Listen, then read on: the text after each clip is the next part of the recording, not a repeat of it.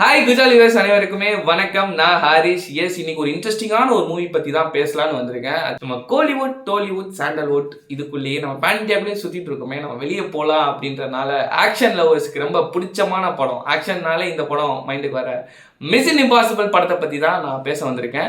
ரீசெண்டாக mission இம்பாசிபிளோட final ரெக்கார்டிங்கோட teaser பார்த்துட்டு இதை பற்றி பேசி ஆகணும்னு சொல்லிட்டு நான் நினச்சிருந்தேன். ஸோ வீடியோக்குள்ளே போயிடலாம். மிஷன் இம்பாசிபிள் 1996 வந்து டாம் க்ரூஸ் அப்படிங்கிற ஒரு பெரிய ஹீரோ. அப்போவே அவர் வந்து ஒரு பெரிய ஸ்டார். ஸோ அவர் 1996 வந்து ஆக்ஷன் மூவி ஆன ஒரு மிஷன் இம்பாசிபிள்னு ஒரு படம் பண்ணுறாரு. பண்ணோடனே படத்தில் வந்து ரொம்ப ஹைலைட்டாக ரொம்ப பேசப்பட்டது ஒரு விஷயம் என்னென்னா ஒரு action sequence and stunts and adventure. So அதில் வந்து பயங்கரமாக இருக்கும் ஸ்டன்ஸ் சீக்வன்ஸ். ஸோ என்னடா இந்த மாதிரி படத்தில் வந்து பயங்கரமாக ஸ்டன்ஸ் இருக்கே அப்படின்னு சொல்லிட்டு அந்த பார்ட்லேருந்து ஃப்ரான்ச்சைஸ் ஓப்பன் ஆகுது. ஒரு மிஷன் இம்பாசிபிள்ங்கிறதுக்காக ஒரு வேர்ல்டு ஓப்பன் ஆகுது. ஸோ அதுக்கு நிறையா ஃபேன்ஸ் இருக்காங்க, வேர்ல்டு லெவலில் ஆடியன்ஸ் வந்துடுறாங்க. ஸோ அது வந்து பார்ட் 2 எடுக்கிறாங்க. 3, 4, 5, 6 அப்படின்னு வரிசையாக வர்ற படம் தான் மிஷன் இம்பாசிபிள். ஸோ அதில் வந்து ஒரு முக்கியமான விஷயம் என்னென்னா, நம்ம 1996 அப்புறமே ஒரு 3 இயர்ஸ் கேப்பில் வரும். அதுக்கப்புறம் 4 இயர்ஸ் கேப்பில் வரும். மினிமம் 3 இயர்ஸ்க்கு அப்புறம் தான் வரும். பட் இந்த தடவை வந்து 2 இயர்ஸ் கேப்ல வந்திருக்கு. ஏன் அப்படின்னா லாஸ்ட் 2023 ரிலீஸ் ஆன டெட் ரெக்கனிங்கோட சீக்வல் தான் ஃபைனல் ரெக்கனிங். எஸ், அதோட சீக்வல் அப்படியே தான் வருது. மிஷன் இம்பாசிபிள் எடுத்துட்டாலே டாம் க்ரூஸோட கேரக்டர் வந்து பாத்தீங்கன்னா ஈத்தன் ஹண்ட். எஸ், இந்த ஃபேன்ஸ் இந்த ஈத்தன் ஹண்ட்ங்கிற ஒரு கேரக்டருக்கே வந்து பயங்கரமான ஃபேன்ஸ் இருப்பாங்க. ஸோ அவங்க கேங்ல பாத்தீங்கன்னா லூத்தர், வில்லியம் அண்ட் பென்சிலாம் இருப்பாங்க.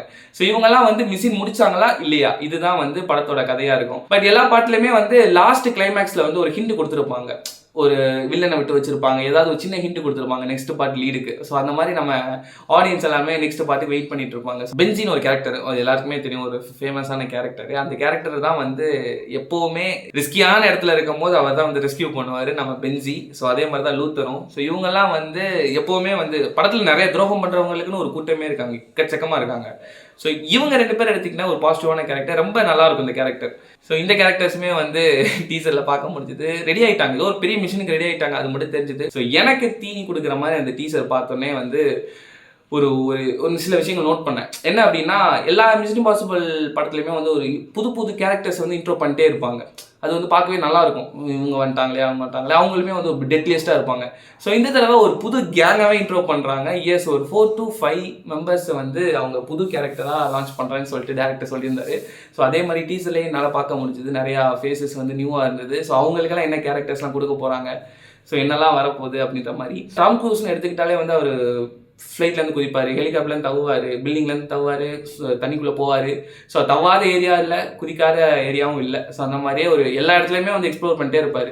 ஏன்னா லாஸ்ட் பார்ட்லாம் பார்த்தீங்கன்னா ஒரு ட்ரெயின் சீக்வன்ஸ் வரும் டெட் ரெக்கனிங்கில். கிளைமேக்ஸில் பிரிச்சிருப்பாங்க அந்த கிளைமேக்ஸே. அது வந்து கிட்டத்தட்ட எனக்கு தெரிஞ்சு ஒரு 15 மினிட்ஸ் கிட்ட இருக்கும் அந்த கிளைமேக்ஸ் போர்ஷன்ஸே.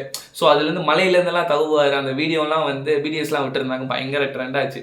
ஸோ இந்த தடவை வந்து கண்டிப்பாக அந்த மாதிரி ஒரு ஸ்டென்ட் கண்டிப்பாக இருக்கும், நம்ம எல்லாம் நம்பலாம். ஏன்னா டாம் க்ரூஸ் வந்து ஸ்டென்ட் இல்லாமல் படம் பண்ண மாட்டார், அதாவது மிஷன் இம்பாசிபிளை பொறுத்த வரைக்கும். ஸோ இந்த தடவை இந்த மிஷன் இம்பாசிபிள் ஃபைனல் ரெக்கனிங்கில் என்னெல்லாம் பண்ண காத்திருக்காரு அப்படிங்கிறத பார்க்கறதுக்காக நானும் வெயிட் பண்ணிட்டு இருக்கேன். படம் வந்து 2025 தான் வருது. லுக்கிங் ஃபார்வர்ட் அந்த மூவிக்காக வெயிட் பண்ணிட்டு இருந்தேன். ஸோ இந்த மாதிரி வீடியோஸ் அப்புறம் வந்து ஹாலிவுட் மூவிஸை பற்றி பேசுங்க அப்படின்ற மாதிரி நிறைய பேர் என்கிட்ட சொல்லியிருந்தாங்க. அதனால தான் வந்து நம்ம மிஷன் இம்பாசிபிளை ஸ்டார்ட் பண்ணலாமே அப்படின்னு சொல்லிட்டு டாம் க்ரூஸை வச்சு ஸ்டார்ட் பண்ணுறேன். ஸோ வந்து சப்ஸ்கிரைப் பண்ணாதவங்களாம் சப்ஸ்கிரைப் பண்ணிடுங்க, லைக் போடுறவங்களாம் பண்ணிடுங்க, ஷேர் பண்ணுறவங்களாம் ஆக்ஷன் லவர்ஸ் இருப்பாங்க முக்கியமாக, அவங்களுக்கெல்லாம் ஷேர் பண்ணி விடுங்க.